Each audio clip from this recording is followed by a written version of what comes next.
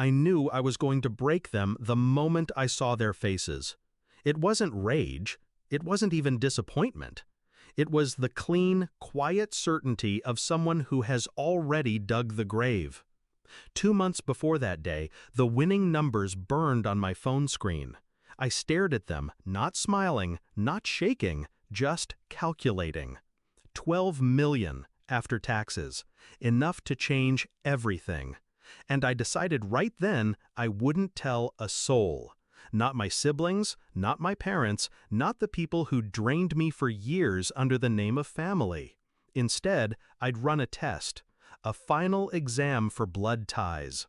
Growing up, I believed loyalty ran both ways. I was wrong. My brother Daniel only called when he needed money. My sister Claire only remembered my birthday when she was between jobs. My mother, well, she never asked for cash, but she made sure I knew I wasn't her favorite. And still, I showed up every time they needed me. So I thought, what if I needed them? Would they show up for me? The plan came easy after that. I started small. A phone call to Daniel. My voice just shaky enough. Car trouble, I said. Could you loan me $200 just until payday? His sigh was so loud I had to hold the phone away. Things are tight, man, he said. I'll call you back. He never did. Next was Claire. I told her my rent was late, that I might get evicted. She told me to ask around at work and hung up. I saved my mother for last. I told her I'd lost my job, that I was scared. Her voice softened for a second. Then she said, "You'll figure it out. You always do." Translation, not my problem. One by one, they failed. All except for one person. Someone I didn't expect. My cousin, Emily.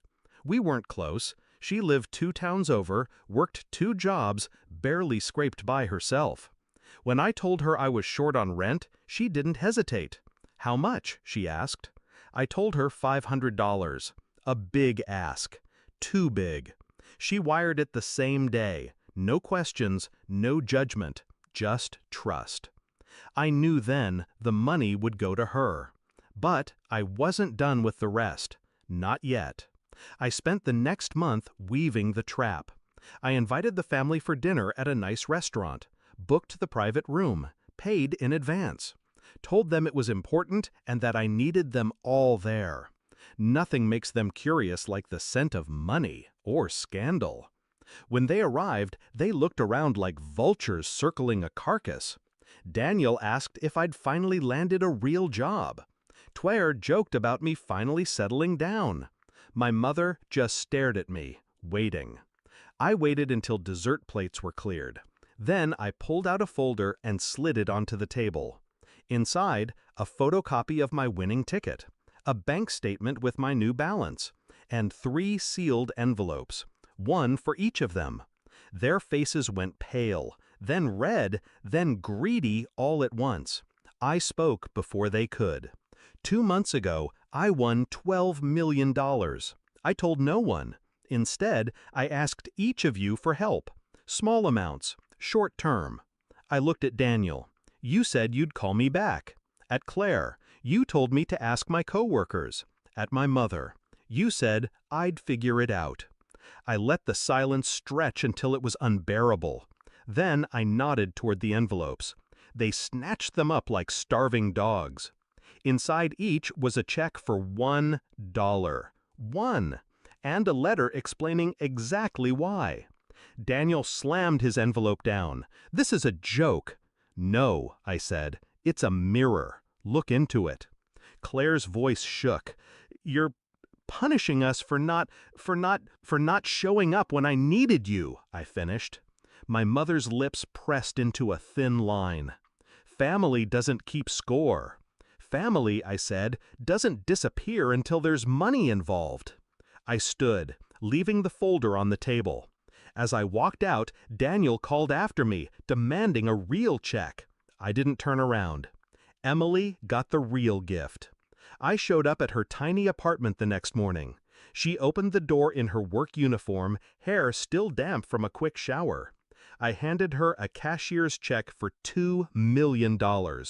She froze, staring at the numbers like they might vanish. I, I can't take this, she whispered. You already earned it, I said. She cried. I didn't. It's been 3 weeks since the dinner. Daniel sent me 3 angry voicemails. Claire's posted vague quotes about toxic people on Facebook. My mother hasn't called at all, and I don't care. Because now I know the truth. Money doesn't change people. It just shows you who they were all along. I sleep better now.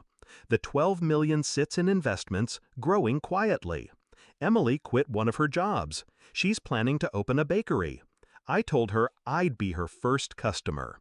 As for the rest of them, I imagine they'll keep waiting for me to forgive, to forget, to share. Let them wait. Some debts aren't meant to be paid. If I ever see their faces again, I'll remember that night at the restaurant. The way greed replaced blood in their eyes. The way silence said more than any apology.